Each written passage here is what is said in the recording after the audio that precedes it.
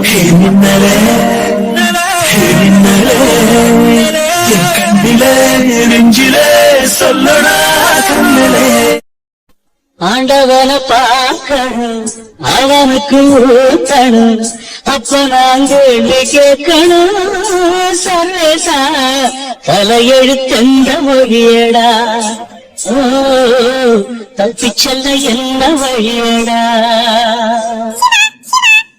வாடா பட்டு, உனக்காவது என்கிட்ட வரணும்னு தோணுச்சே.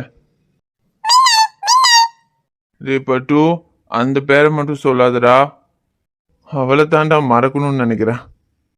நான் ஆசையா அவளுக்கு வச்ச மின்னலுங்கிற அந்த பேரை கேட்டுக்கிட்டே இருக்கணுங்கிறதுக்காக தாண்டா உனக்கு மின்னல்னு சொல்லி கொடுத்தேன். ஆனா இப்போ மின்னலுங்கிற அந்த பேரை கேட்டாலே எனக்கு உடம்பெல்லாம் எரியுது. அவளை சொல்லி எந்த தப்பு இல்லடா பட்டு. அவளும் எத்தனையோ தடவை செருப்பால் அடிச்ச மாதிரி என்னை காதலிக்கலன்னு சொல்லிட்டா. ஆனா நான் தான் திரும்ப திரும்ப அவ என்னை காதலிக்கிறான்னு நம்பி நாய் மாதிரி நாக்கு தொங்க போட்டுக்கிட்டு அவ பின்னால போனேன். அப்போ என் மேலதானே தப்பு? இல்ல, என் மேல என்ன தப்பு? அவ என்ன காதலிக்கவே இல்லையா? என்ன காதலிக்காமையா 3 வருஷம் என்ன தேடிக்கிட்டு இருந்தா? இல்ல, சத்தியமா அவளை என்னால புரிஞ்சுக்கவே முடியல பட்டு. ஏன்னா 3 வருஷம் என்னை தேடுற அளவுக்கு அவளுக்கு நான் அப்படி என்ன பண்ணிட்டேன்? அன்னைக்கு அந்த ரவுடிங்க கிட்ட இருந்து நான் அவளை காப்பாத்தினேன், அவ்வளவுதான். அந்த இடத்துல நான் இல்ல, வேற யாரா இருந்திருந்தாலும் அதை பண்ணிருப்பாங்க. அதுக்காக போய் அவ 3 வருஷமா என்னை தேடிட்டு என்னை லவ் பண்ணிட்டு இருந்திருக்கா. ஆனா இப்போ நான் அவ காதலுக்காக என் அக்காவை விட்டு என் அபிய விட்டு நாய் மாதிரி இங்க நடுத்தரவுல நிக்கிறேன். ஆனா இப்போ அவ என்ன வேண்டான்னு சொல்றா. இதுல என்னடா நியாயம் இருக்கு? அவளுக்காக நான் எதுவுமே பண்ணாதப்போ நான் தான் வேணும்னு என்னை துரத்தி துரத்தி காதலிச்சுட்டு இப்ப அவளுக்காக நான் எல்லாத்தையும் விட்டு அவதான் வேணும்னு நிக்கும் போது அவ என்ன வேண்டான்னு தூக்கி போட்டுட்டு போயிட்டா பட்டு. அவ என்ன வேண்டான்னு சொன்னது கூட எனக்கு வலிக்கல பட்டு. ஏன்னா அதை ஒரு 1000 தடவை சொல்லிட்டா. ஆனா நான் அவகிட்ட தப்பா நடந்துக்க பார்த்தேன்னு அவ அண்ணகிட்ட சொன்னா பாத்தியா, அததான் பட்டு என்னால ஏத்துக்கவே முடியல. அவ என்ன மட்டும் அசிங்கப்படுத்தல, என் காதலையும் சேர்த்து அசிங்கப்படுத்திட்டா. முன்னாடி நான் அவகிட்ட கொஞ்சம் அப்படி இப்படி நடந்துகிட்டு தான், நான் இல்லைன்னு சொல்லல. ஆனா எப்போ 3 வருஷமா அவ எனக்காக காத்து இருந்திருக்கா, 3 வருஷம் எனக்கு காதலிச்சிட்டு இருந்திருக்கான்னு தெரிஞ்சதோ அப்பவே அவ எனக்கு ஒரு பொக்கிஷமா தெரிஞ்ச பட்டு. அதுக்கப்புறம் அவளை உடம்பால இல்ல மனசால தொடணும்னு நினைச்சேன். 3 வருஷம் அவ என்ன காதலிச்சதை விட அதிகமா நான் அவளை காதலிக்கணும், அவ காதலை விட என் காதல் பெருசுன்னு அவளுக்கு நிரூபிக்கணுங்கிறதுக்காக தான் எவ்வளவோ முயற்சி பண்ணப்பட்டு.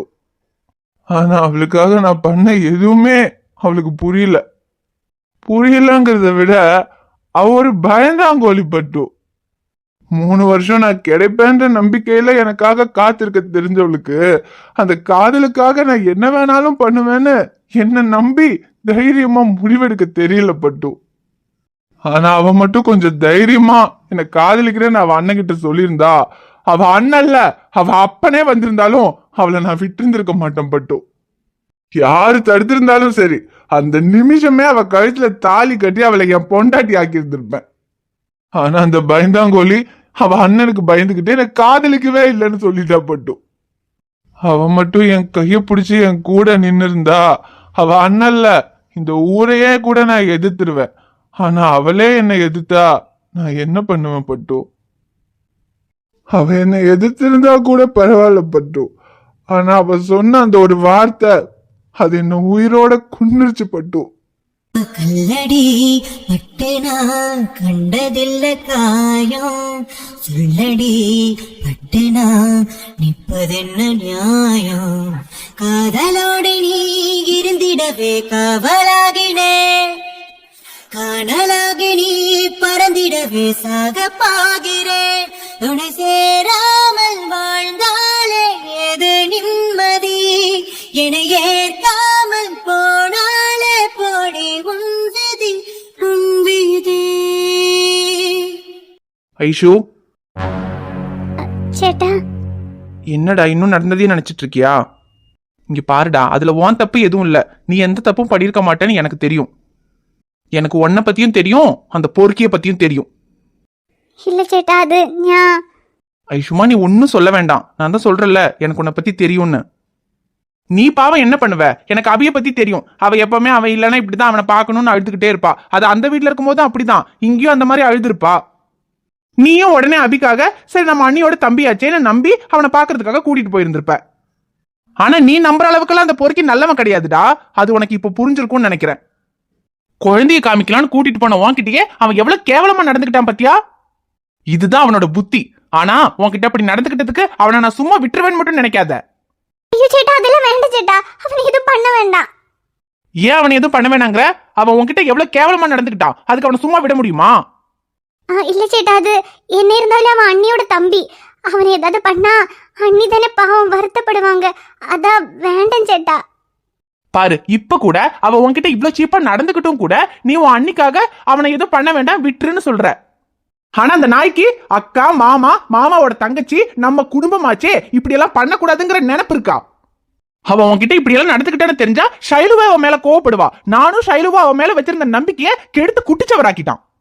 அவனெல்லாம் சரி விடு, அவனை எதுவும் பண்ண வேண்டாம் நீ சொன்னதுனால நான் எதுவும் பண்ணல.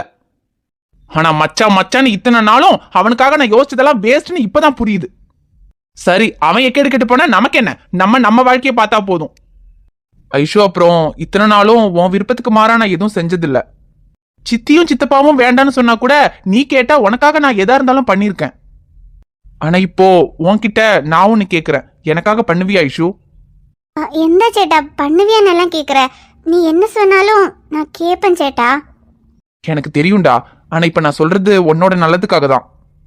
அன்னைக்கு ராஜலிங்கம் அங்கிள் வீட்ல இருந்து உன்னை பொண்ணு பார்க்க வந்தாங்கல்ல, அப்ப கூட நீ படிக்கணுங்கிறதுக்காக கல்யாணம் எல்லாம் வேண்டான்னு சொல்லி அதுக்கப்புறம் அவங்களும் கோவப்பட்டுட்டு போயிட்டாங்க. ஆனா இப்போ இவ்வளோ பிரச்சனையெல்லாம் ஆனதுக்கு அப்புறமும் உனக்கு கல்யாணம் பண்றதுக்கு ரொம்ப லேட் பண்ணா அது சரிப்பட்டு வராதுன்னு தோணுது ஐஷு. அதனால ராஜலிங்கம் அங்கிள் கிட்ட எல்லாம் பேசியாச்சு. அவங்க நாளைக்கே வரேன்னு சொல்லியிருக்காங்க. நாளைக்கே உனக்கும் ராகேஷ்க்கும் கல்யாணம் பேசி முடிவு பண்ணலான் இருக்கோம். சேட்டா, நாளைக்கா? ஆமா ஐஷு, இதுக்கு மேல லேட் பண்ண முடியாது. அவன் இந்த ஊர்ல தான் இருக்கான், இன்னும் உன் பின்னால சுத்திக்கிட்டு தான் இருக்கான். அவெல்லாம் எவ்வளவு சொன்னாலும் திருந்துறவன் கிடையாது. நாளைக்கு தேவையில்லாம ஏதாவது பிரச்சனை பண்ணிக்கிட்டே தான் இருப்பான். அப்புறம் அவன் உன் பின்னால சுத்துற விஷயம் ஊர்ல எல்லாருக்கும் தெரிஞ்சு ஆளுக்கு ஒன்னொன்னு பேச ஆரம்பிச்சிருவாங்க. நமக்கு எதுக்குட அந்த தேவையில்லாத பழியெல்லாம்? இப்ப என்ன, உனக்கு மேல படிக்கணுங்கிறதுக்காக தான் நீ கல்யாணம் வேண்டான்னு சொன்ன. மேல உன்னை படிக்க வைக்க வேண்டியது என்னோட பொறுப்பு. நாளைக்கே உனக்கும் ராகேஷ்க்கும் நிச்சயம் பண்றோம். ஒரே மாசத்துல கல்யாணத்தை முடிக்கிறோம். அதுக்கப்புறம் உன்னை நான் படிக்க வைக்கிறேன். ராகேஷ் கிட்ட நான் எல்லாம் பேசிக்கிறேன். இப்ப இந்த கல்யாணம் ஒரு ஃபார்மாலிட்டிக்கு தான். மத்தபடி நீ உன் படிப்பை முடிக்கிற வரைக்கும் உன் படிப்புக்கு ராகேஷ் எந்த விதத்திலுமே தடையா இருக்க மாட்டாரு. நீ உன் படிப்பை முடிச்சுட்டு அதுக்கப்புறமா நீ ராகேஷோட உன் வாழ்க்கைய ஆரம்பிச்சா போதும். சேட்டா, அதுக்கு நான் படிச்சு முடிச்சுட்டு அதுக்கப்புறமா கல்யாணம் பண்ணிக்கிறேன் சேட்டா. ஐஷு, அதான் சொன்னனே, அவன் சரியான பொறுக்கி. அவன் எப்ப வேணும்னாலும் என்ன பிரச்சனை வேணாலும் பண்ணுவான். உனக்கு கல்யாணம் ஆகாம இருக்கிற வரைக்கும் தானே அவன் இப்படி எல்லாம் பிரச்சனை பண்ணுவான். உனக்கு கல்யாணம் ஆயிடுச்சுன்னா அதுக்கப்புறம் அவனால எதுவும் பண்ண முடியாதுல்ல. இப்ப நான் அவனுக்கு பயந்துட்டு உன்னை கல்யாணம் பண்ணி வைக்கிறேன்னு நினைக்காத. இல்லனாலும் ராகேஷ் மாதிரி ஒரு நல்ல மாப்பிள்ளை நமக்கு கிடைக்காது ஐஷு. ராகேஷை கல்யாணம் பண்ணிக்கிட்டா உன் வாழ்க்கை நல்லா இருக்கும். அதுக்காக தான் சொல்றேன். அவங்க ஏற்கனவே கோவப்பட்டுட்டு போயிட்டாங்க. இப்போ ஒரு வழியா சமாதானம் பண்ணி சீக்கிரமா கல்யாணத்தை முடிக்கலாம்னு சொல்லியிருக்காங்க. இப்ப நம்ம திரும்பவும் படிப்பு முடிக்கிற வரைக்கும் கல்யாணத்தை தள்ளி போடணும்னு சொன்னா அதுக்கு எப்படி அவங்க ஒத்துக்குவாங்க? அதனால எனக்காக நீ இப்ப இந்த கல்யாணத்துக்கு சம்மதிச்சுதான் ஆகணும் ஐஷு. நீ சம்மதிப்பேன்னு எனக்கு தெரியும். சரி, நாளைக்கு உனக்கும் ராகேஷ்க்கும் நிச்சயம். நீ இப்ப தேவையில்லாததெல்லாம் யோசிக்காம பேசாம படுத்து தூங்கு. நாளைக்கு காலையில நிச்சயத்துக்கு ரெடியாரு.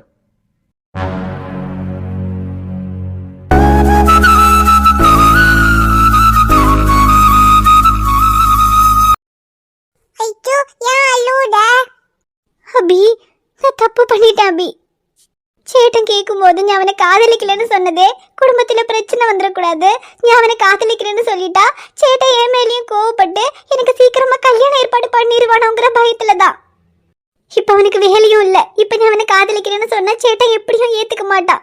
அவன் ஒரு வேலைக்கெல்லாம் போய் நல்ல நிலைமைக்கு வந்ததுக்கு அப்புறமா சேட்டன் கிட்ட கொஞ்சம் கொஞ்சமா நீ அவனை காதலிக்கிறேன்னு சொல்லி புரிய வச்சிடலாம்னு நினைச்சேன். ஆனா இப்ப சேட்டன் எனக்கு நாளைக்கே நிச்சயம் ஒரே மாசத்துல கல்யாணம்னு சொல்றான். என்னால நிச்சயமா அவனை விட்டு வேற ஒருத்தனை கல்யாணம் பண்ணிக்க முடியாது. சேட்டை எனக்கு இப்படி உடனே கல்யாணம் பண்ணி வைப்பான்னு தெரிஞ்சிருந்தா சேட்டை என்கிட்ட கேட்டப்பவே பிரச்சனை வந்தாலும் பரவாயில்லைன்னு நான் அவனை காதலிக்கிறேன்னு சொல்லியிருப்பேன். இல்ல, என்னால நிச்சயமா வேற ஒருத்தனை கல்யாணம் பண்ணிக்க முடியாது.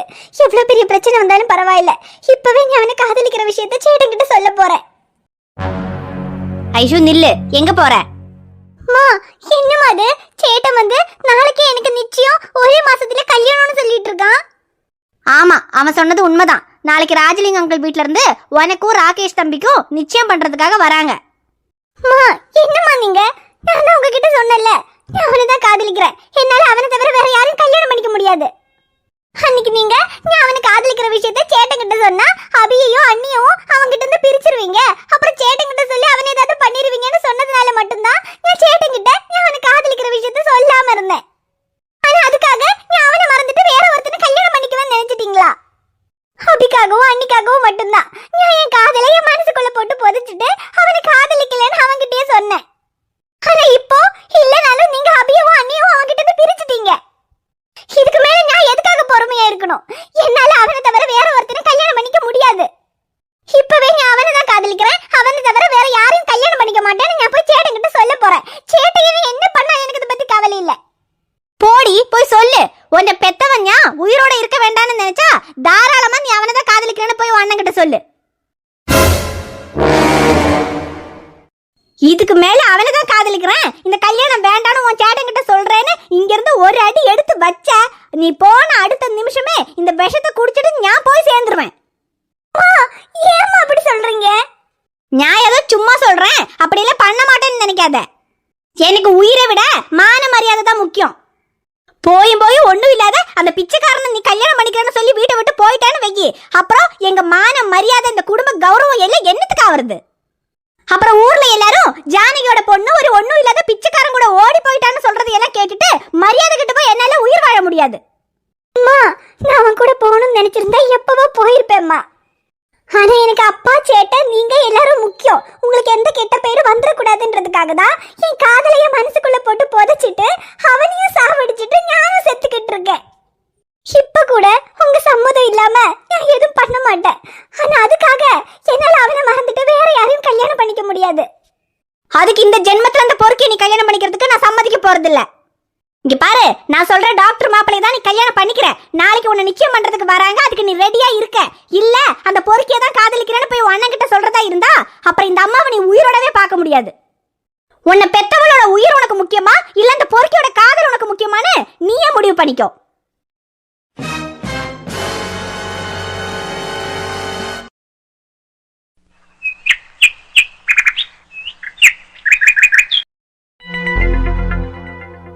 என்ன பத்தா சொல்றீங்க? நம்ம சிவாவும் அந்த பொண்ணு இந்த அளவுக்கு காதலிச்சிருக்காங்களா? ஆமல்லே கதிரே, நம்ம சின்னவன் அந்த பிள்ளைய இன்னைக்கு நேத்து காதலிக்க தொடங்கல இல்ல, 3 வருஷமா ரெண்டு பேரும் காதலிச்சிட்டு இருக்காவோ. அதுவும் இந்த காலத்து பிள்ளைகள மாதிரி பார்த்தோம் பழகணும் பார்க்குக்கு போட்டோம் சினிமாவுக்கு போனோம்னு ஊர் சுத்துற காதல் கிடையாதுல்ல.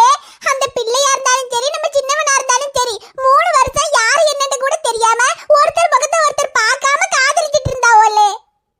3 வருஷத்துக்கு முன்னால அந்த பிள்ளைய நம்ம சின்னவன் காப்பாத்துனதுக்காக அந்த பிள்ளை 3 வருஷமா நம்ம சின்னவனை யாரு என்னன்னே தெரியாம காதலிச்சிட்டு இருந்துச்சுல.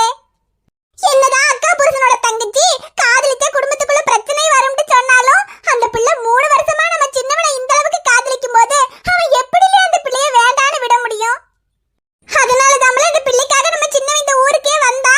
அப்புறம் மாமங்காரன் கூட என்ன பிரச்சனை வந்தாலும் சரி அந்த பிள்ளைய எப்படியாவது கல்யாணம் முடிச்சிடணும்னு தான் இவ்வளவு போராடிக்கிட்டு இருக்கான். என்ன பத்தா அந்த பொண்ணு சிவாவை இந்த அளவுக்கு காதலிச்சிருக்கான்னு சொல்றீங்க? ஆனா நேத்து அவன் அண்ணன் கேட்டதுக்கு இல்ல நான் அவனை காதலிக்கவே இல்லைன்னு சொல்லிட்டு போயிட்டா. ஐயோ, அது வேற ஒண்ணு இல்லையில கதிரே, நம்ம சைல்டோட வீட்டுக்காருக்கு நம்ம சின்னவனுக்கு ஆகாது. அது ஏதோ நம்ம பையன் கொஞ்சம் பொறுப்பு இல்லாம இருக்கிறதுனால தான் அவர் கொஞ்சம் கோவப்படுவாருன்னு வச்சுக்க. ஆனா நம்ம சைல்டோட மாமியா இருக்கா பாரு, அவங்களுக்கு நம்ம சின்னவனை கண்டாலே பிடிக்காதுல்ல. நாங்க அங்க ஊர்ல இருந்தப்பவே மாப்பிள்ளை கிட்ட அது இதையும் சொல்லி கொடுத்து என்னையும் சின்னவனையும் எப்படியாவது இந்த வீட்டை விட்டு துரத்தணும்னே பார்த்துச்சு பாத்துக்க. இதுல வேற சின்னவனும் அவங்க பொண்ணு காதலிக்கிறாங்கன்ற விஷயம் அந்த அம்மாக்கு தெரிஞ்சுட்டா அந்த அம்மா சும்மா விடுமா சொல்லு? அதான் அது இதையும் சொல்லி இந்த பிள்ளையும் மிரட்டி வச்சிருக்கு. அப்புறம் இல்லாத எல்லாம் சொல்லி மாப்பிள்ளை மனசையே மாத்தி அப்படியே நம்ம சின்னவனையே வெறுக்க வச்சிருச்சு. இப்ப சின்னவனை காதலிக்கிறேன்னு அந்த பிள்ளை சொல்லிட்டா எங்க மாப்பிள்ளைக்கும் சின்னவனுக்கும் பிரச்சனை வந்துருமோ? அப்புறம் நம்ம சைல்டு கண்ணு வேற அந்த வீட்டுல இருக்கு, குடும்பத்துக்குள்ள ஏதாவது பெரிய பிரச்சனையாருன்னு பயந்து போய்தாமலே அந்த பிள்ளை சொல்லாம மறைச்சிருக்கோம். ஆனா மத்தபடி அந்த பிள்ளையை நம்ம சின்னவனை உயிருக்கு உயிரா காதலிக்குதுலே. பாவம், அதுக்கு ரெண்டுகளை எப்படியாவது சேர்த்து வைக்கணும்லே கதிரே. சொல்லிட்டீங்கல்ல பத்தா, விடுங்க. நேத்து எனக்கு இது என்ன ஏதுன்னு விவரம் எதுவும் தெரியல. அதனாலதான் நான் எதுவும் பேசாம அமைதியா சிவாவை கூட்டிட்டு வந்துட்டேன். அதுவும் அந்த பொண்ணு வேற சிவாவை காதலிக்கலன்னு சொல்லிட்டா. அதுக்கப்புறம் நம்ம என்ன பேசுறதுன்னு தான் நான் பேசாம வந்தேன். ஆனா இப்பதான் அந்த பொண்ணும் நம்ம சிவாவும் எந்த அளவுக்கு காதலிக்கிறாங்கன்னு சொல்லிட்டீங்கல்ல. இதுக்கப்புறம் நீங்க கவலைப்படாதீங்க. சிவாவையும் அந்த பொண்ணையும் சேர்த்து வைக்க வேண்டியது என் பொறுப்பு. ஐயோ இல்ல கதிரு, அத மட்டும் எப்படியாவது செஞ்சிரல. பாவம்ல நம்ம சின்னவன். அவன் பிறந்ததுல இருந்தே அம்மா அப்பா கிட்ட இருந்து கிடைக்க வேண்டிய பாசமா அவனுக்கு கிடைச்சது இல்ல. அப்புறம் அவனுக்கு விவரம் தெரிஞ்சதுல இருந்தே அக்கா அக்கான்னு எல்லாத்தையுமே அக்காவுக்காக தான் அவன் பண்ணிருக்கான். அவனுக்கு அவன் எதையுமே செஞ்சுக்கிட்டது இல்ல. அவன் எதுக்குமே ஆசைப்பட்டதும் கிடையாது. அப்படியே ஆசைப்பட்டாலும் அது அவனுக்கு கிடைச்சதும் கிடையாது. அவன் முதல் தடவையா அந்த பொண்ணு மேல தாமலே இவ்வளவு உயிரை வச்சிருக்கான். அந்த பொண்ணை மட்டும் எப்படியாவது அவன் கூட சேர்த்து வச்சிருந்தோம்லே கதிரு. நீங்க ஒன்னும் கவலைப்படாதீங்க பத்தா. அதான் நாள்கண்ல எல்லாத்தையும் நான் பாத்துக்கிறேன். கதிரு வாங்க வளர்க்கா. கதிரு, இன்னைக்கு 4 லிட்டர் பால் வேணும் கதிரு. அங்க ஜானகி அம்மா வீட்டுல இன்னைக்கு நிச்சயமாமா, அதனால 4 லிட்டர் பால் வாங்கிட்டு வர சொல்லியிருக்காங்க. பால் இருக்குமா கதிரு? பாலெல்லாம் இருக்கு வளர்க்கா. நிச்சயம்னா யாருக்கு நிச்சயம்? அது ஜானகி அம்மா பொண்ணு ஐஸ்வர்யாவுக்கு தான் நிச்சயம். ஏன் உனக்கு விஷயம் தெரியாதா கதிரு? ஐயோ ஐசப்பிள்ளைக்கு நிச்சயமா? சரி கதிரு, என்னல இது? உனக்கு பிரச்சனையானதுனால மாப்பிள்ளை இந்த ஐசப்பிள்ளைக்கு உடனே கல்யாணம் பண்ணணும்னு முடிவு பண்ணிருப்பாரோ? அப்படிதான் இருக்கும் அப்பத்தா. சரி இருங்க பாத்துக்கலாம். கதிரு, சைலு நம்ம அமுதவுடைய தங்கச்சின்னு அந்த வீட்டுல யாருக்கும் தெரியாதோ? இன்னும் இந்த விஷயத்தையெல்லாம் அவங்க கிட்ட சொல்லலையா நீங்க? இல்ல சொல்லியிருந்தா நிச்சயத்துக்கு உங்களையும் கூப்பிட்டு இருப்பாங்களே. உனக்கு விஷயமே தெரியாதுங்கிற? இல்ல வளர்க்கா, இன்னும் அதை சொல்லல. இப்பதான் அதை சொல்ல வேண்டிய நேரம் வந்திருக்கு. சரி கதிரு, சீக்கிரமா சொல்லிரு. பாவ சைலஜாவும் உன்னையும் அமுதாவையும் பார்த்தா ரொம்ப சந்தோஷப்படுவாள்ல. சரி வளர்க்கா, நான் சொல்லிடுறேன். அப்புறம் பால் இருக்கும்னு நினைக்கிறேன். நீங்க மாரிமுத்து அண்ணன் கிட்ட சொல்லி வாங்கிக்கங்க போங்க. சரி கதிரு, நான் வாங்கிக்கிறேன். அப்புறம் இன்னைக்கு அங்க நிச்சயங்கிறதுனால அங்கேயே வேலை சரியா இருக்கும் கதிரு. சாயந்தரம் முடிஞ்சா வரேன், இல்லாட்டி நான் நாளைக்கு காலையில வரேன். சரிக்கா, பரவாயில்ல. எனக்கும் அங்க வர வேண்டிய வேலை இருக்கு. நான் அங்க வரேன். சரி வா கதிரு. ஆமா, அவங்களுக்கு தான் நீங்க சொந்தம்னு தெரியாது, அதனால உங்களை கூப்பிடாம விட்டுருப்பாங்க. ஆனா உனக்கு தான் தெரியுமே. நீ வந்து எல்லா உண்மையும் சொன்னா அவங்களும் ரொம்ப சந்தோஷப்படுவாங்க. கண்டிப்பா வரேன்க்கா, நீங்க போங்க. சரி கதிரு. சிலை கதிரு, என்னல இது? அந்த பிள்ளைக்கு நிச்சயம்னு சொல்றாவோ? மாப்பிள்ளை கோவத்துல அந்த பிள்ளைக்கு உடனே கல்யாணம் பண்றதுக்கு ஏற்பாடு பண்ணிட்டாரு போலயே. பண்ணட்டும் அப்பதா. அவர் ஏற்பாடு பண்ணா கல்யாணம் நடந்துருமா? அந்த பொண்ணு நம்ம சிவாக்கு தான். அது யாராலையும் மாத்த முடியாது. ஐயோ இல்ல கதிரு, அப்ப ஐஸ் பிள்ளைக்கு எனக்கு நிச்சயம்னு சொல்றாவளே. நிச்சயம் நடக்கும் அப்பதா. ஆனா அது அவ அண்ணன் பார்த்த மாப்பிள்ளை கூட இல்ல, நம்ம சிவா கூட. சிலை எப்படிலே? அத நான் பாத்துக்கிறப்பதா. நீங்க என் கூட வாங்க.